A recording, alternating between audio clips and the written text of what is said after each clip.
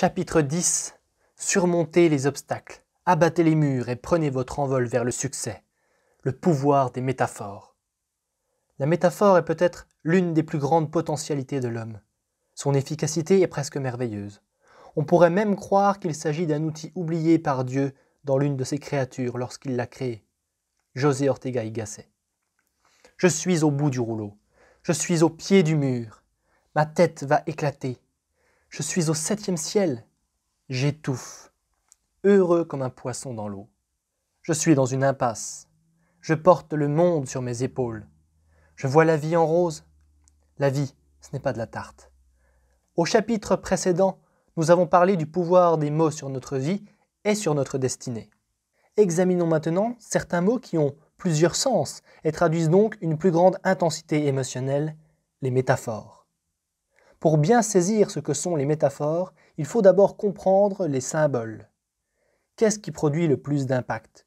Le mot chrétien ou la représentation d'une croix? Pour de nombreuses personnes, la représentation d'une croix a une telle force évocatrice qu'elle fait immédiatement surgir en elles des émotions positives. En fait, une croix n'est que deux lignes qui se croisent, mais elle a le pouvoir de communiquer des valeurs et une façon de vivre à des millions de personnes. Prenez maintenant la même croix et transformons-la en une croix gammée que nous comparons au mot nazi. Lequel produit les réactions les plus négatives? Encore une fois, si vous êtes comme la plupart des gens, c'est la croix gammée qui vous inspirera les réactions les plus violentes. Au cours de l'histoire de l'humanité, les symboles ont toujours servi à déclencher des réactions émotionnelles et à façonner le comportement humain. Il existe toutes sortes de symboles. Des images, des sons, des objets, des gestes et, bien sûr, des mots. Si les mots sont des symboles, alors les métaphores sont des symboles intensifiés. Qu'est-ce qu'une métaphore? Chaque fois que nous expliquons ou communiquons un concept en le comparant à autre chose, nous utilisons une métaphore. Les deux termes peuvent ne rien avoir en commun, mais la connaissance de l'un des termes nous permet de comprendre le sens de l'autre. Les métaphores sont des symboles et, à ce titre, elles peuvent, mieux que les simples mots, engendrer très rapidement une plus grande intensité émotionnelle. Les métaphores peuvent nous transformer instantanément. En qualité d'être humain, nous pensons et parlons constamment par métaphore. Nous disons par exemple que nous sommes dans le noir ou que nous tentons de surnager. Croyez-vous qu'il est plus stressant de considérer un défi comme une tentative de surnager que comme l'occasion de monter dans l'échelle du succès? Vos sentiments seront-ils différents si un examen vous semble une montagne plutôt qu'une sinécure? Votre perception et votre expérience du temps changent-elles selon que vous dites « le temps file » ou « le temps est long ». Évidemment. Les métaphores sont l'une des principales formes d'apprentissage. L'apprentissage est le processus par lequel nous faisons des associations inédites nous permettant d'arriver à de nouvelles intuitions. Et les métaphores conviennent parfaitement à ce genre de processus. Lorsque nous n'arrivons pas à comprendre quelque chose, la métaphore nous aide à saisir de quelle manière l'élément qui nous échappe s'apparente à ce que nous comprenons bien. La métaphore nous permet de faire une association d'idées. Si X est semblable à Y, et si nous comprenons X, alors nous comprenons Y. Prenons l'exemple de l'électricité.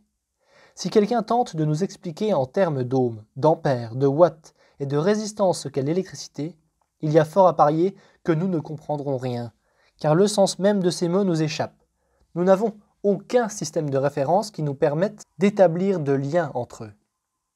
Mais si je vous expliquais ce qu'est l'électricité en faisant une analogie avec quelque chose qui vous est familier, imaginons que je dessine un tuyau et que je vous dise « Avez-vous déjà vu de l'eau couler d'un tuyau ?» Vous répondrez sans doute par l'affirmative.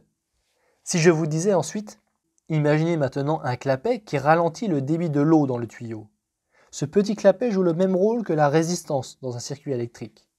Comprendriez-vous ce qu'est une résistance? Bien sûr, cela vous semblerait tout de suite clair. Pourquoi? Parce que j'ai comparé quelque chose à ce que vous comprenez bien. Tous les grands maîtres, Bouddha, Mahomet, Confucius, Lao Tse, se sont servis de métaphores pour faire comprendre leur message au commun des mortels. Quelles que soient les convictions religieuses des gens, la plupart d'entre eux s'entendent pour dire que Jésus était un maître remarquable, dont le message d'amour est toujours entendu de nos jours, non seulement pour son contenu, mais aussi pour la façon dont il a été transmis. Lorsque Jésus s'est adressé aux pécheurs, il ne leur a pas dit qu'il voulait recruter des chrétiens, car recruter n'aurait rien signifié pour eux. Il leur a plutôt demandé de devenir des pêcheurs d'hommes. Dès qu'il a utilisé cette métaphore, les pêcheurs ont compris ce qu'ils devaient faire. La métaphore était une analogie qui leur a fait comprendre les étapes nécessaires pour amener leurs prochains à embrasser leur foi. Lorsque Jésus parlait en parabole, il traduisait des idées complexes en images simples qui transformaient les gens qui recevaient son message. En fait, non seulement Jésus était-il un merveilleux conteur, mais sa vie tout entière a été une métaphore illustrant la grandeur de l'amour de Dieu et la promesse de la rédemption.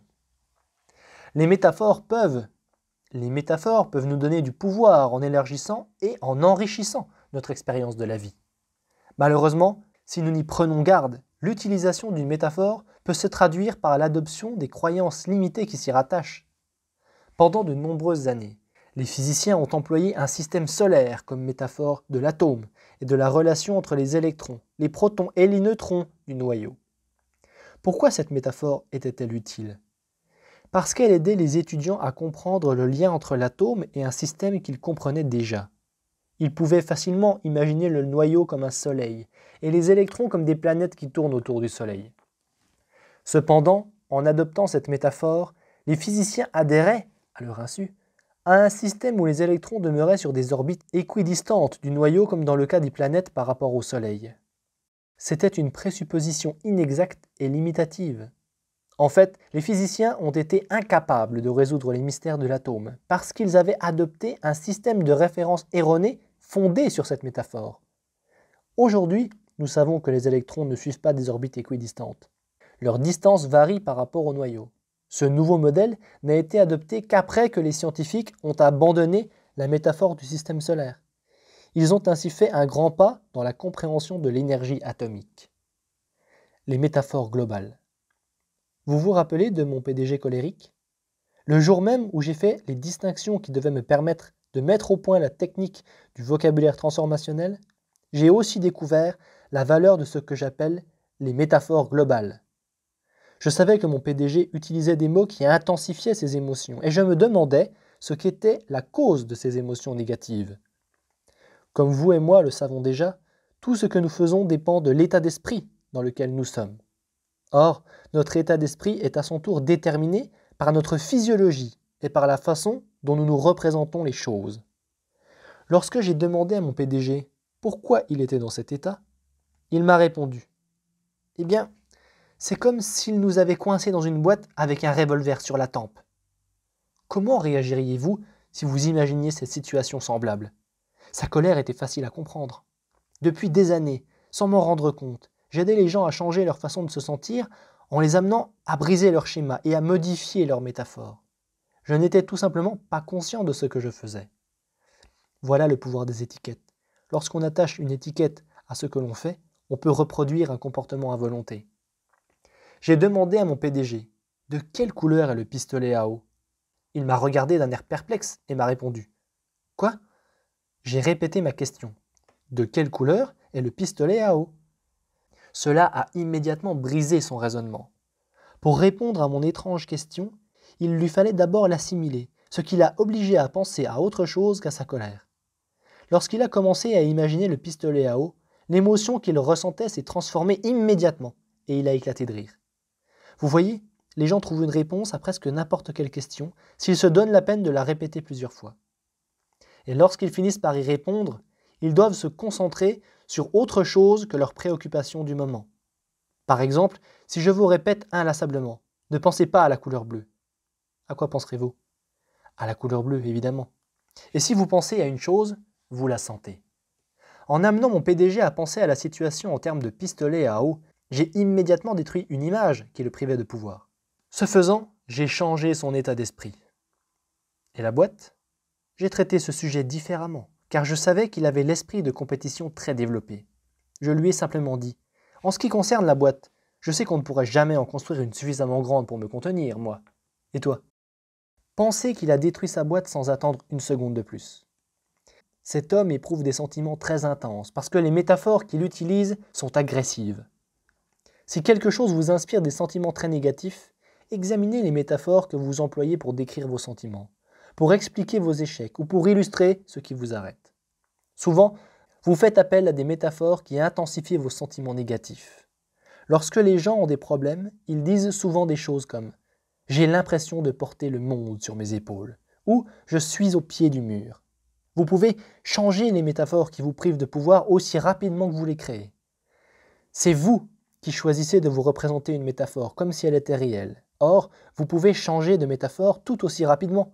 Si quelqu'un me dit qu'il porte le monde sur ses épaules, je lui réponds « déposez-le et passez votre chemin ». Il me regarde, surpris, mais pour bien saisir ce que je viens de dire, il doit se concentrer sur quelque chose de nouveau, ce qui change immédiatement son état d'esprit. Si quelqu'un me dit qu'il est incapable de faire quoi que ce soit, qu'il frappe toujours un mur, je lui dis de percer un passage, de l'escalader, de le contourner, de creuser un tunnel, d'ouvrir la porte. Cela peut vous paraître simpliste, mais vous seriez étonné de la rapidité avec laquelle j'obtiens des résultats. Dès que vous vous représentez les choses différemment, vous changez instantanément la façon dont vous vous sentez. Si quelqu'un me dit « je suis au bout du rouleau », je lui conseille « mettez-le de côté et venez par ici ». Les gens disent souvent qu'ils se sentent coincés dans une situation. Vous n'êtes jamais coincé. Vous pouvez vous sentir un peu frustré, vous n'avez pas réponse à tout, mais vous n'êtes pas coincé. Aussitôt que vous vous imaginez coincé, vos sentiments le deviennent aussi. C'est pourquoi nous devons être très prudents dans le choix des métaphores que nous utilisons. Méfiez-vous aussi des métaphores que les autres vous présentent. Récemment, j'ai lu un article où on mentionnait que Sally Field fêtait son 44e anniversaire. On pouvait lire qu'elle commençait à ne plus se faire jeune.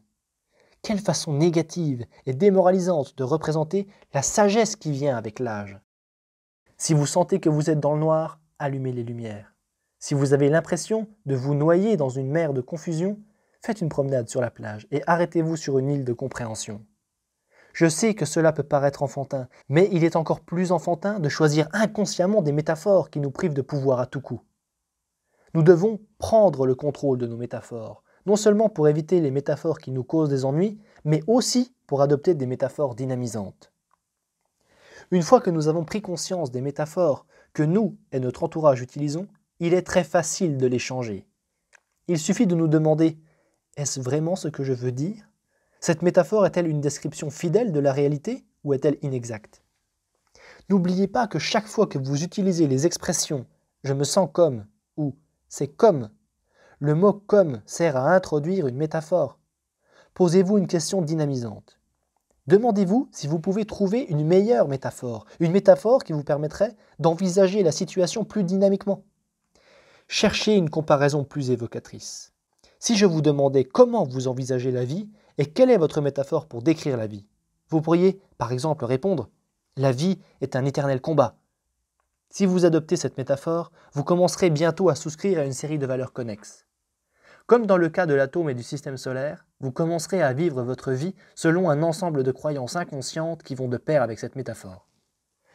Toute métaphore porte en elle un ensemble de règles, d'idées et de préjugés. Si vous êtes convaincu que la vie est un combat, comment votre perception de la vie en sera-t-elle influencée? Vous vous direz peut-être « La vie est dure et finit avec la mort.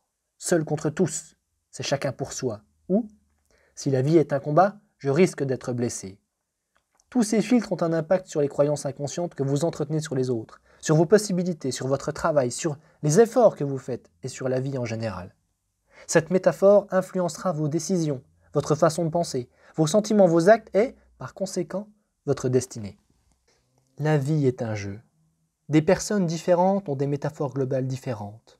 En lisant, par exemple, les entrevues que j'ai faites avec Donald Trump, j'ai remarqué qu'il comparait souvent la vie à un test. Vous gagnez ou vous perdez, c'est tout ou rien. Imaginez le stress que génère une telle idée dans la vie d'une personne. Si la vie est un test, il se peut qu'il soit difficile. Il faut s'y préparer. Très bien, et on peut échouer. Ou même tricher, je suppose. Pour certaines personnes, la vie est une compétition. Cette métaphore peut sembler amusante, mais elle peut aussi signifier qu'il y a d'autres personnes à confronter et qu'il n'y aura qu'un gagnant. Pour d'autres, encore, la vie est un jeu. Comment cette métaphore peut-elle changer votre perspective? La vie peut être amusante. Quelle idée merveilleuse! Peut-être y aura-t-il un peu de compétition, mais en considérant la vie comme un jeu, vous aurez l'occasion de jouer et de vous amuser. Certaines personnes disent « si la vie est un jeu, il y aura nécessairement des perdants. D'autres se demandent quelles sont les qualifications requises. Cela dépend de l'interprétation du mot « jeu ». Quoi qu'il en soit, cette métaphore à elle seule a une influence sur votre façon de penser et sur vos sentiments envers la vie. On peut dire sans crainte de se tromper que Mère Teresa considérait la vie comme une chose sacrée. Qu'en serait-il si vous aviez la conviction que la vie est sacrée? Si c'était votre principale métaphore pour décrire la vie, la respecteriez-vous davantage ou penseriez-vous que vous n'avez pas le droit d'y prendre autant de plaisir? Et si la vie était un cadeau? Elle deviendrait une surprise, quelque chose d'amusant et de précieux. Et si vous envisagiez la vie comme une danse? Quelle belle image! Elle serait belle, remplie de partage, de grâce, de rythme et de joie. Laquelle de ces métaphores représente le mieux la vie? Toutes ces métaphores ont probablement leur utilité pour vous aider à définir les changements que vous devez réaliser dans votre vie. Cependant, vous ne devez pas oublier que toutes les métaphores comportent, selon le contexte, des avantages et des limitations. En étant plus sensibilisé aux métaphores, je me suis rendu compte que le fait d'en avoir qu'une seule est la meilleure manière de limiter sa vie. La métaphore du système solaire aurait été utile si les physiciens avaient eu d'autres moyens de décrire l'atome. Si nous souhaitons enrichir notre existence, nous devons multiplier les métaphores que nous employons pour décrire notre vie, nos relations, et même pour décrire ce que nous sommes en tant qu'êtres humains. Y a-t-il uniquement des métaphores pour décrire la vie et l'atome? Non, bien sûr. Il y a des métaphores pour tout. Prenons le cas du travail. Certaines personnes diront « je reprends le collier » ou « je travaille comme un forçat ». Comment ces personnes se sentent-elles en ce qui concerne leur travail? Certains hommes d'affaires que je connais parlent de leur entreprise comme de leur actif et des employés comme de leur passif. Imaginez les conséquences que peuvent avoir ces métaphores sur ces hommes d'affaires et leur façon de traiter les gens qui travaillent pour eux. D'autres considèrent leur société comme un jardin qu'il faut soigner tous les jours pour l'améliorer et obtenir le maximum. D'autres encore considèrent le travail comme l'occasion de rencontrer des amis, de se joindre à une équipe gagnante. Pour ma part, je considère mes entreprises comme des familles. Cette attitude nous permet de transformer la qualité des liens que nous entretenons. Vivre, c'est comme peindre un tableau et non comme faire une addition. Olivier Wendell Holmes. Voyez-vous que le fait de modifier une seule métaphore comme « la vie est un combat » pour la remplacer par « la vie est un jeu » pourrait instantanément changer divers aspects de votre vie? Pensez-vous que le fait de considérer la vie comme une danse pourrait changer vos rapports avec les autres et votre manière de fonctionner au travail? Sans aucun doute. Il s'agit en fait d'un point d'ancrage, d'un changement global qui pourrait transformer votre façon de penser et votre façon de vous sentir à plusieurs points de vue. Je ne veux pas dire qu'il y a une bonne et une mauvaise façon d'envisager les choses. Vous devez simplement prendre conscience qu'en modifiant une seule métaphore globale, vous pouvez transformer complètement la façon dont vous considérerez votre vie. Comme dans le cas du vocabulaire transformationnel, le pouvoir des métaphores réside dans leur simplicité. Il y a quelques années, je dirigeais un programme de certification de 2 semaines à Scottsdale, en Arizona. En plein milieu du séminaire, un homme s'est levé et a commencé à frapper les gens de son entourage comme s'il tenait un couteau, en criant à tue-tête « c'est le noir total !» Un psychiatre, assis 2 rangées devant lui, s'est alors écrié « Oh mon Dieu, il est en crise psychotique !» Heureusement, je n'ai pas accepté le vocabulaire transformationnel utilisé par le psychiatre. Je savais seulement que je devais changer instantanément l'état d'esprit de l'homme surexcité. Comme je n'avais pas encore inventé le concept des métaphores globales, j'ai fait la seule chose que je savais faire alors. J'ai brisé son schéma. Je me suis approché de lui et je me suis mis à crier à mon tour « Effacez tout! Servez-vous du correcteur qu'utilisent les dactylos !» L'homme est resté saisi pendant un instant. Il s'est arrêté et tout le monde a retenu son souffle en attendant la suite. En quelques secondes, son visage et son corps ont changé et il a commencé à respirer différemment. Je lui ai dit « Effacez complètement cette expérience ». Puis, je lui ai demandé comment il se sentait. « Beaucoup mieux », a-t-il répondu. « Eh bien, asseyez-vous. » Et j'ai continué mon séminaire. Les autres participants étaient sidérés. J'étais moi-même très étonné de la facilité avec laquelle j'avais réglé ce problème. 2 jours plus tard, le même homme s'est présenté à moi et m'a dit « Je ne sais pas ce qui s'est passé, mais c'était mon 40e anniversaire ce jour-là et j'ai perdu les pédales. J'avais besoin de frapper parce que je me sentais entouré de ténèbres qui menaçaient de m'engouffrer. Mais quand j'ai employé le correcteur, tout s'est illuminé d'un seul coup. Je me suis senti totalement différent. Mes pensées ont changé et je me sens très bien aujourd'hui. Il n'a plus eu de problème jusqu'à la fin du séminaire, simplement parce qu'il avait su changer une métaphore. Jusqu'à présent, j'ai surtout insisté sur la manière d'atténuer l'intensité de nos émotions négatives par le vocabulaire transformationnel et les métaphores globales. Toutefois, il est parfois utile et même important d'intensifier nos émotions négatives. En effet, je connais un couple dont le fils avait des problèmes de drogue et d'alcool.